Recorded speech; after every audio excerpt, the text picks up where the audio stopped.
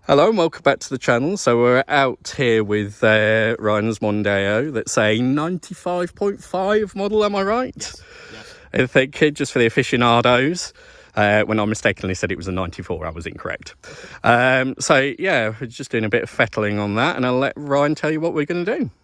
Yeah, we're just going to change this indicator because it's on this side. It's got a crack in it, and the bump's missing out the bottom of it from when he bumped the bumper a few years ago. So I was meaning to change it because it just annoyed me. But, yeah. So I managed to find Look, a Ford genuine. Yes, which was surprising given that a pattern one was like 25 quid for a depot one. I think it was for about 20 quid, 15, 20 quid. And this came up for £9.99 with free postage. So I was like, well, I'll have that. Was that because was that an eBay? Yeah, that was just an eBay find. Was that because somebody had misadvertised it, or just what they put it on for? Just put it on slightly cheaper. I just was like, oh, I'll have that because I need a new one. But ooh, shiny. Going on to an absolutely filthy car. Yes, this is proof we do actually use the classics, by the way. So Ryan's been using this for the commute this week, which is, what is it? What's yours, about 60 miles each way? 60 miles a day. 60 miles a day. So, you know, anybody that's been out, you'll see the state of the roads. But if I pan out without getting run over, you can see, you know, it's covered. We do actually use them, surprise. It's very salty and I can hear it fizzing. Which is why, you know, our cars, mine particularly, because I hate paying for paint and it's very expensive, as we know from recent quotes, don't we? Yeah. You know, I'd rather have paint with slightly ruined cars. Cars with ruined paint is what I meant to say, because we can actually drive them. So, yeah, back to the Mondeo. Excuse the van going past. We are doing this outside. It's a slightly bigger Torx. It's a T30 Torx down in this recess down here. You'll see it down there. You'll see it once I pull it out. Yeah. And then it does just slide out and unhook. It's just got a tang at the back. Yeah. And a tang down there, but it's broken. But, oh, is it one of those plastic ones? Yeah, so just one connector clip off the back of there. But yeah, there should be a little tag that goes under there. Yeah. And then the other one that goes into here. Yeah. And evidence of slight smushage.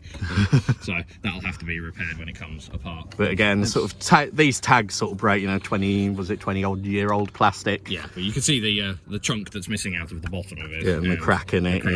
Which was like it when I bought it. That's not an MOT fail, is it? That's no, because the lights are surprisingly not escaping from it. Yeah, it's just not ideal. Okay, so let's see that. And if the bulb will come out? That bulb is a bit crispy. Oh yeah. Yeah. See the orange coatings coming off. Have we got other orange ones? I do believe we have. I don't know if, knowing Ford, they were probably not kind enough to supply you with that was separate. But maybe. Oh, well, there's something in there, but is that just the connector? They give you the holder. It looks like there might be, actually. Oh. Hey, look at that. They even supplied you with a bulb. Look at that. Genuine Ford parts, people. Motorcraft. It won't. We'll find out it won't work now. Well, yeah, I suppose it depends how long it's been sat in there. But probably in the days, I'm guessing now, you can't even buy indicator units easily. And if you could, you certainly wouldn't get a bulb with them.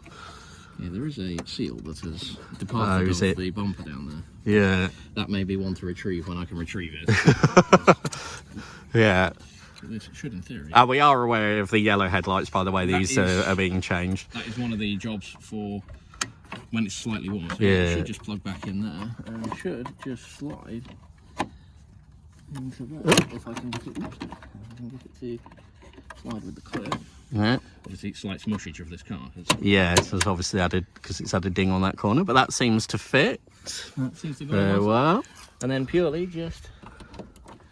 See, cars you can work on without having to take the whole of the bumper apart. Just snug it up, it's plastic. And we shall see. Nice and shiny new. Look at that, shiny and new. And now the proof is in the pudding to do a test. Does the bulb actually work? We shall see. Kit in here. Yeah, that's working. Look at that. Perfect. Fantastic. Cool. Job done, or as they say in YouTube land, job jobbed. But yeah, that was a fairly easy change all in all, wasn't it? About 30 seconds. Oh, and it did have, it had its original, wasn't that a Motorcraft bulb kit? Yeah, so if you do actually want to know, a proper little Motorcraft bulb kit. See the little label there? See, anybody that loves things like that like I do. Yeah, so. You had a spare anyway. But, yeah. Nice that. There we go. Meticulous of the previous owner that I think we've explained in the past. This one's a doctor-owned car. Yeah, but yeah, I think that is actually specific to the Mondeo because it has H1, weirdly H1 main and dip beams on these. So yeah, this is actually specific to this car, which is quite nice, but it's always been in the glove box. So that was just a little job on the Mondeo today, but like as I say, you can see, you know, these cars get used. They're not showpieces. They get used in all weathers for commuting. As I've said in a previous video, I'm going back to the easy side on a lease now because, yeah, I haven't got the anxiety levels for dailying a car. But to be fair, the Mondeo's been fairly, touch wood, anxiety-free, hasn't it? Other than the timing belt issue. Yeah, the tension of it decided we didn't want to tension things very much. Yeah, which luckily enough, you were going to get the cam belt changed anyway, weren't you? So it was due.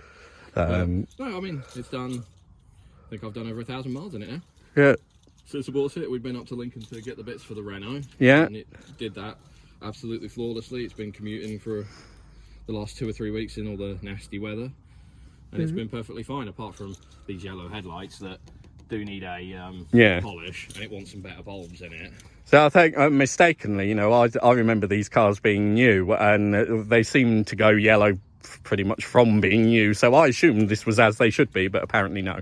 No, they should be clear. They should actually be clear. It's obviously a destabilisation of some sort of the plastic inside, isn't it? UV attacks them from the bulbs, but I'll put better bulbs in it, and it should be fine. But it's a pull the bumper off job. Yeah. Because there's a set of these clips. Because isn't this all one panel? Is it a panel you have to take out? Well, this can stay in. If you change the headlights, it's all part of this. Yeah. I do want to change the headlights because of slight smushage that has happened on the corners in the past. I would like to. Because you've got one. Have you got one genuine one already? I've got one, but it's actually the wrong headlight. Oh, okay. It looks right, but it must be for a very late Mark 1. It doesn't have these. Oh, okay. Which I didn't think was possible, but apparently it must be. Ah. So you can find these ones. There's nothing wrong with these lights. It's purely just pop those up and they can go back in. If I can find, it would be nice to find new actual full lights because then I can replace. Because this is cracked. Yeah. In a few areas where it's been, where whatever he bumped it into at some point, but.